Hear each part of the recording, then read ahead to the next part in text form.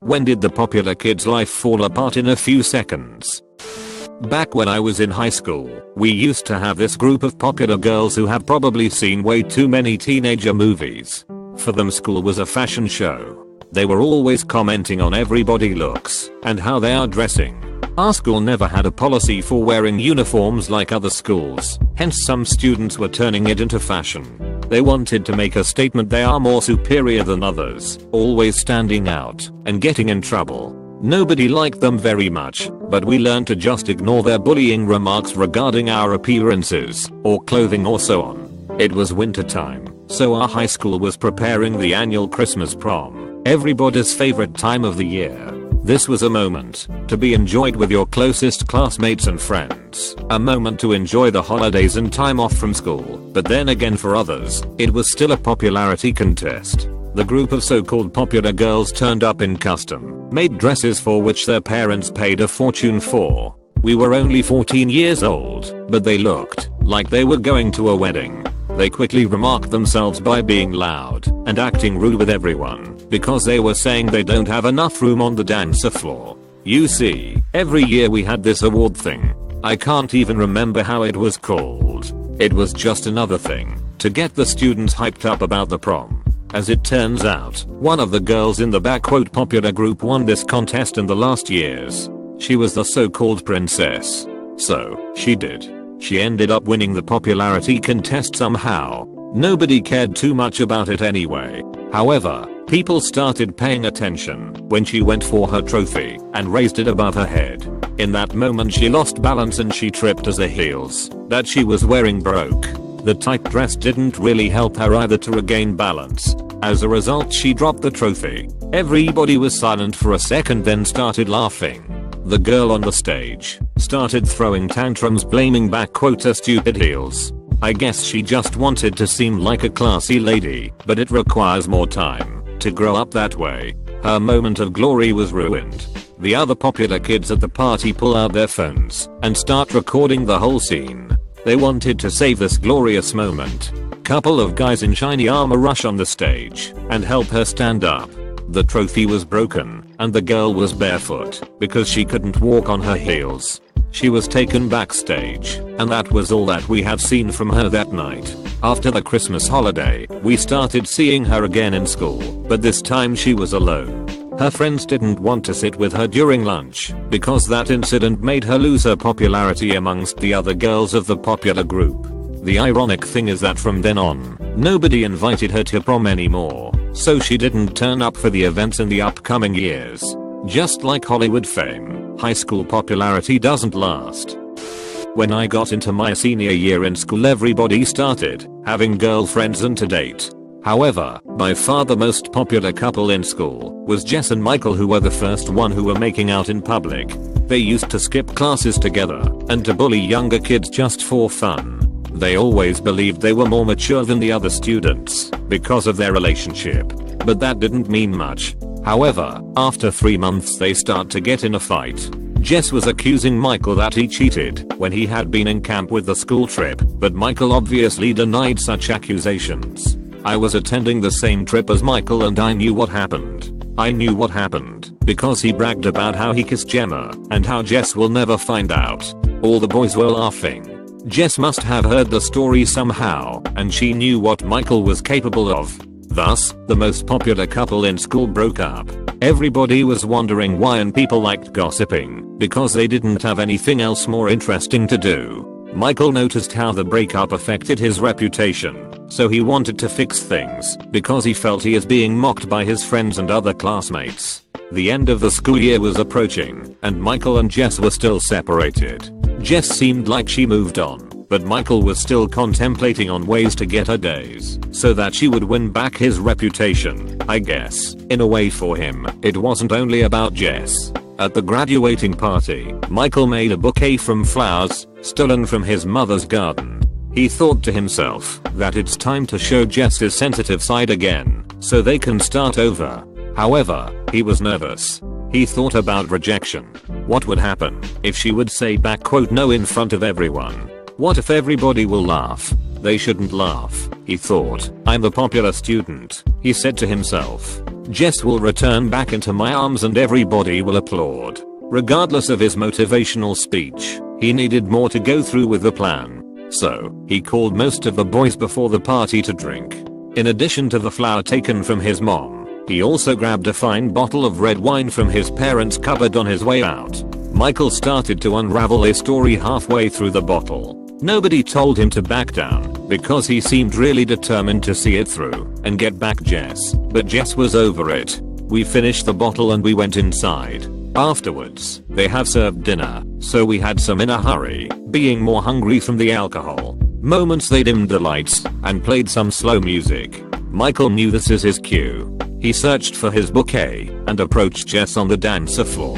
His steps were wobbly from the wine and his stare was unfocused. He made the first steps and handed Jess the bouquet while he was barely able to stand on his feet.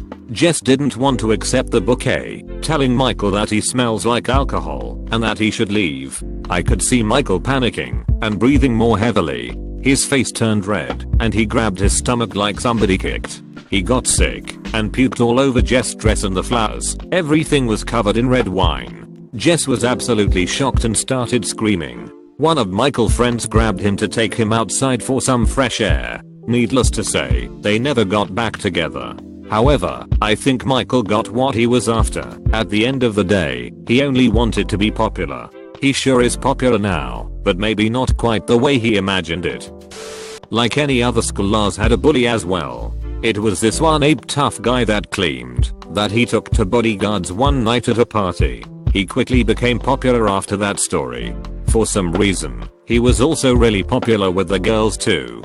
I guess he knew how to lie really well.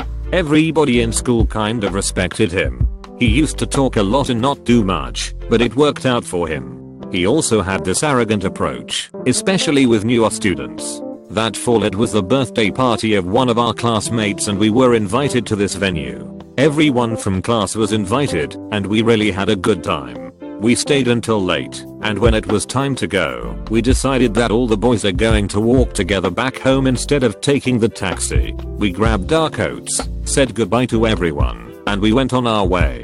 It was after midnight and we were a bit dizzy and talking big. Our classmates started shouting that no one is better than him or something crazy like that. Some of us told him not to yell so loud, but then he retaliated and yelled even louder. He was just trying to prove a weird point, that he's more alpha than the others, so it would make him feel appreciated and popular. We let him do this thing. We were walking for half an hour now, dark alleyways, blocks, shadows, no one around. The city was dead. You could hear the echo of our screams, and it felt like a good night. Moments later, going through a dark alley, we encounter 5 men with hoodies on. The space to pass through was narrow, and they were blocking the access. We stopped and stared at them. There were 7 of us. There were 5. Good odds, I was thinking. Plus, we have our school hero. Let's see what he can do. The 5 guys approached us and told us something like that was too late to be walking around. They stepped forward. Our classmates stepped back. I could see our tough colleague looking back at us. I was ready there and then. The guys took another step forward and said, "What happened? Lost your voices?" They were close to us now, and they were bigger than us. Our classmate who allegedly dealt with 2 bodyguards at a party was now back away and made a run for it. Swear to God, he was ripping the ground from running so fast. We couldn't believe it. Not so hard after all. He was just talk. It became clear. The other guys stopped for a moment and looked at each other. They started laughing uncontrollably. We were looking at each other wondering what is going on. They let us go through. They said they didn't have any intentions to mess with us in the first place. We went on and then still thought about our classmate that fled away at the first sign of something serious. This will definitely ruin his reputation. Next day he didn't turn up for school, neither the day after that. Everybody started talking, and now everybody knew. Maybe he thought people will forget, or just not talk about it. When he finally returned the next week, everybody started making subtle jokes and references to what happened. He got trolled by everyone, and lost most of his friends that he used to hang out with. Guess he wasn't so cool anymore. After we've graduated, I heard from a former colleague that the guy started learning martial arts and attending different classes. I found it funny, but at the same time admirable. Nevertheless, what happened, happened and reputation cannot be unbroken. Our school wasn't a fancy one and people in our city were not so rich. So, every time someone with a bit more money than others came around, he or she will really draw the attention. So it happened when we got a new classmate that joined us at the beginning of this school year. From the first day he came dressed in flashy designer clothing, clearly wanting to impress. The guy had some Ray-Bans one and the newest iPhone. The whole package screaming back quote I got money. This way, he really made everyone else interested, and it didn't take much until the guy became quite popular in our school because he really stood out from the others. He wasn't the nicest guy around, however. He made fun of people who were packing lunch, telling them they are too poor to afford buying real fun. I bet all the hard-working mothers would have felt a bit insulted by that remark.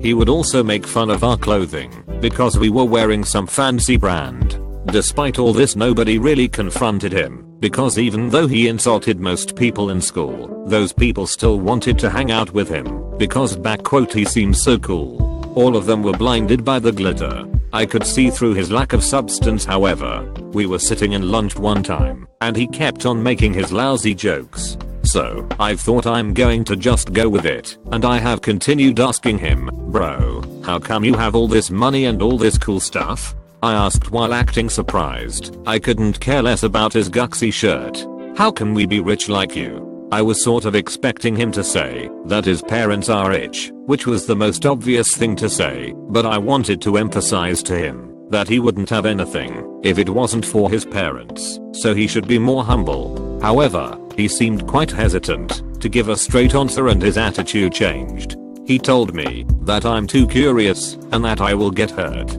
His impulsive reaction surprised me. The others around felt intimidated, so nobody asked those type of questions again. As time went on, he became more and more popular, getting invited to all the parties and getting most gorgeous dates in our school.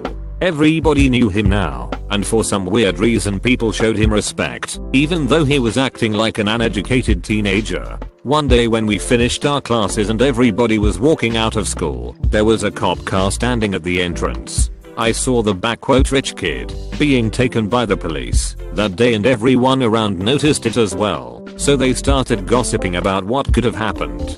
For the following 2 days he doesn't shop up to school. Things are becoming quite interesting now. On the third day the teacher told us what happened. She told us how this kid was suspected of selling drugs to youths. The police didn't have much evidence on him, but he will be put under surveillance and still be granted access to education until his trial is coming up next month. Everybody was in shock. Myself not so much. I sensed it was something off from the start. The following week he returned to school, but this time not wearing the usual flashy style. Most of the students that used to hang out with him were avoiding him now because they were afraid to get into trouble. Other ones were simply disgusted with the way he played us and lied. There were no more parties now, and no more dates. Also, I heard that his parents, who turned out that they are not that rich after all, remortgaged their house to pay for their son's lawyer. That money was apparently put to good use because it kept him out of juvenile detention center. Technically now it was proven that he was not guilty. If you ask me, innocence cannot be defined by lack of evidence, but I'm not the one with the law degree. In spite his innocence and the verdict, he couldn't redeem his reputation. In a way, I guess he maintained his popularity, just not in a good way. Now he was just a popular hypocrite marked by hubris.